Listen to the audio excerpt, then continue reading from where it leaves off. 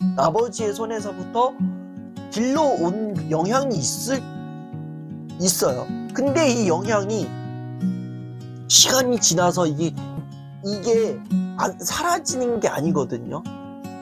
이게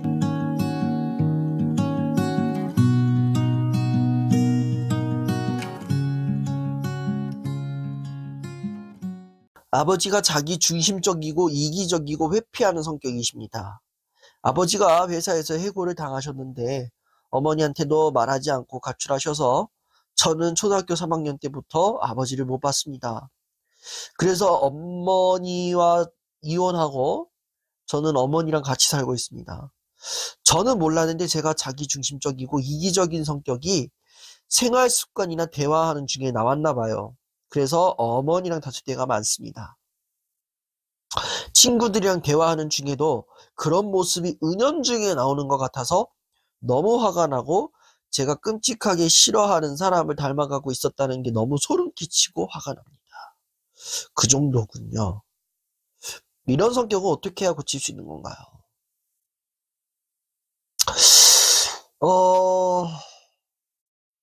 이 정도로 싫어한다, 아버지를. 싫어한다. 참, 난감합니다.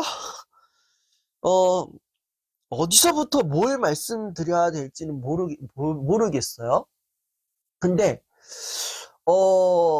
이건 있어요. 이제, 사람이 하나의 자아를 형성하고, 하나의 성격을 형성하는 데 있어서 굉장히 큰 영향을 끼치는 사람은 부모예요, 부모. 내 아버지의 성격 50%, 내 어머니의 성격 50%를 봤거든요. 근데 꼭 가끔가다 한 번씩 부모 중에 한 사람이 꼭 그런 얘기를 할 때가 있어요. 아유, 꼭 못난 거는 지그 엄마 닮아가지고, 아유, 꼭 못된 거는 지그 애비 닮아가지고, 뭐 이렇게 얘기를 한단 말이야. 이거는 조금 어느 양육자 중에 한 사람만의 책임이라고 볼 순 없어요. 왜냐, 아이가 한 사람이 성격을 형성하고 그 한 사람이 자존을 형성하는 데 있어서 공통적으로 주 양육자인 부모가 그 성향을 주기 때문에 이거는 문제가 있는 거죠. 그리고 이제 어렸을 적부터 초등학교 3학년 때부터 자기는 아버지를 안 보고 자랐기 때문에 자기는 아버지의 영향을 안 받았다고 생각할 수도 있어요. 하지만 10년이라는 그 1년의 과정 동안 아버지를 봤잖아. 아버지의 손에서부터 길러온 영향이 있어요. 근데 이 영향이 시간이 지나가서 이게 사라지는 게 아니거든요. 이게 조금 내 기억 속에서 희미해질 뿐이지, 내 행동적인 면이나 그런 부분에 있어서는 기억을 해요. 사람이 어떠한 상처를 받는다거나 어떠한 지대한 영향을 받게 될 때에 받다가 이제 중간에 빈텀이 생기게 되면은 머릿속에서는 그 기억이 없어요. 내가 상처받은 기억, 내가 상처받은 부분, 내가 영향을 받은 부분, 내 기억 속에서는 희미해지지만 몸은 기억을 해요. 행동은 기억을 해요. 왜? 그러한 상황 가운데서 내 몸은 그 상황에 맞게끔 학습이 되어 있으니까 그 부분에 대한 내 영향의 기억은 희미해지지만 행동적인 부분에 있어서는 이미 내가 학습이 되었기 때문에 내가 몸은 기억을 해요. 내 주 양육자의 성격은 이런 거구나 하면서 내가 머리로 기억하고 내가 몸으로 학습을 했잖아요. 근데 중간에 이혼이라는 그 과정이 있었지만 그래도 주 양육자로부터 물려받은 그 성격이 있고 행동적인 부분에서 내가 학습받은 게 있기 때문에 그거를 내가 그대로 물려받는다는 거죠. 나도 모르게 물려받는다는 거야. 그러다 보니 그렇게 얘기를 하는 그런 거죠. 물려받는 거예요. 그래서 뭐, 내 입장에선 나는 때려 죽어도 나는 아버지를 닮고 싶지 않아. 너무 자기중심적이고 이기적인 내 아빠 닮고 싶지 않아. 나는 아빠처럼 안 살 거야 라고 말하지만 그 10년 동안 텀에 아버지의 모습을 봐왔잖아. 아버지가 자기중심적이고 이기적이고 회피적인 그러한 면을 보면서 그러한 행동을 나도 학습이 된 거야.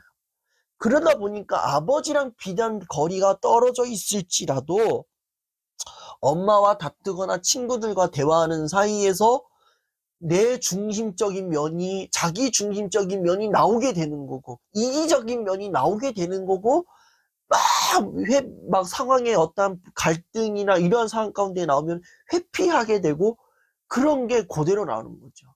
그러면서, 이게 내 아버지를 닮았어? 나 아버지 진짜 싫어하는데, 어떻게 그럴 수가 있어? 하면서 혼자서 바들바들 떨게 되는 거죠. 이걸 어떻게 고쳐야 되나? 고칠 방법이 있나요, 이게 지금? 이거는 내가 아무리 백날, 첫날 내가 뭐 행동 교정을 한다고 한들, 내 스스로 노력한다고 한들, 이게 안 고쳐져요. 안 고쳐져요. 바로 말씀드릴게요. 안 고쳐져요. 내 의지로는 고칠 수가 없어요. 내가 학습받은 게 있는데, 어떻게 고치겠느냐는 거예요. 그러면은 평생 그 이기적이고 회피적이고 자기중심적으로 살아라 이것도 아니에요. 가장 좋은 방법은 뭐냐? 가장 좋은 방법은 뭐냐? 이걸 진짜 고치고 싶다면은 하나의 이상을 정해야 된다.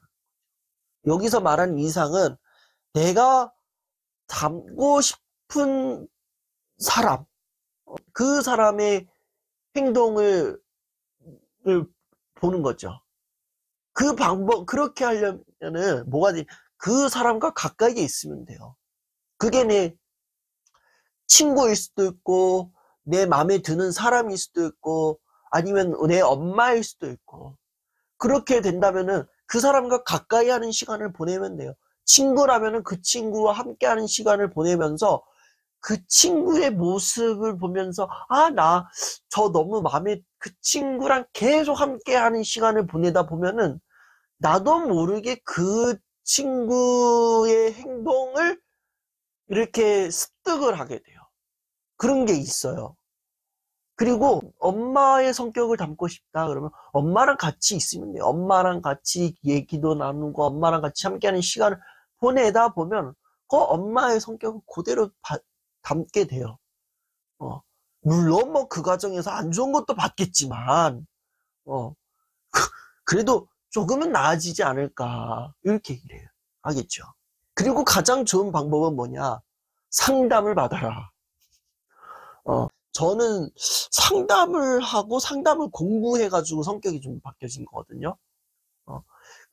제가 되게 좀 자기중심적이에요. 그렇다고 해서 뭐 이기적이거나 회피하는 성격은 아닌데, 자기중심적이고 굉장히 방어도 많고, 사람들 앞에 불안이 굉장히 맥스였던 사람인데, 상담을 하면서 그게 조금 내 마음에 있었던 그 두려움, 그리고 그렇게 할 수밖에 없었던, 그거를 학습받을 수밖에 없었던 이유? 그것들을 좀 알고 나니까 서서히 이게 변화가 되는 거예요. 그리고 더 나아가서 상담 공부를 하는데, 상담 공부는 매 학기마다 학기 초부터 학기 말 1년 내내 자기 분석을 하거든요. 그러다 보니까 그 과정에서 내가 이런 부분이 있었구나. 이런 면이 있었구나. 이거를 발견하게 되면서부터 제가 조금 성격을 약간 고쳐나가게 된 거거든요. 그러한 효과가 있더라고요. 그래서 상담 공부하라고까지 말씀 안 드릴게요. 뭐 상담에 진학을 해라 뭐 여기까지 말씀드리고 싶진 않아요. 네. 하지만 본인을 조금 알아가기 위해서는 조금 상담의 도움을 좀 받는 게 좋을 것 같다. 그렇게 하면은 내가 어찌 보면은 자기중심적이고 이기적이고 회피하는 그 성격이 내가 아버지로부터 물려받았어. 아버지가 원망스러워. 이런 마음도 좀 들겠지만 진짜 상담을 받게 되면은 내가 왜 자기중심적일 수밖에 없고 내가 왜 회피적일 수밖에 없고 내가 왜 이렇게 행동할 수밖에 없을까? 내 주변 상황이 도대체 어땠길래 이거를 알아가게 된다는 거죠. 근본적인 문제가 아버지가 아니라 내 주변의 상황이 이런 무드로 흘러가서 그렇게 됐었구나라는 거를 또 이해할 수 있는 거죠. 그러니 그 과정에서 그런 거를 알아가게 될 때에 조금씩 본인에게 맞는 본인이 원하는 그러한 행동적인 측면을 조금 학습할 수 있지 않을까 그러한 생각을 좀 하게 됩니다. 그리고 저는 개인적인 바람이지만 저는 이분이 아버지랑 좀 화해를 했으면 좋겠어요. 그렇게 하기 위해서는 아버지와 이 자녀와의 용기가 필요하겠죠. 결단이 필요하겠죠. 아버지와 자녀 사이에 분명히 캐캐 묵은 뭔가 마음의 심연에 있는 갈등도 있을 것 같아요.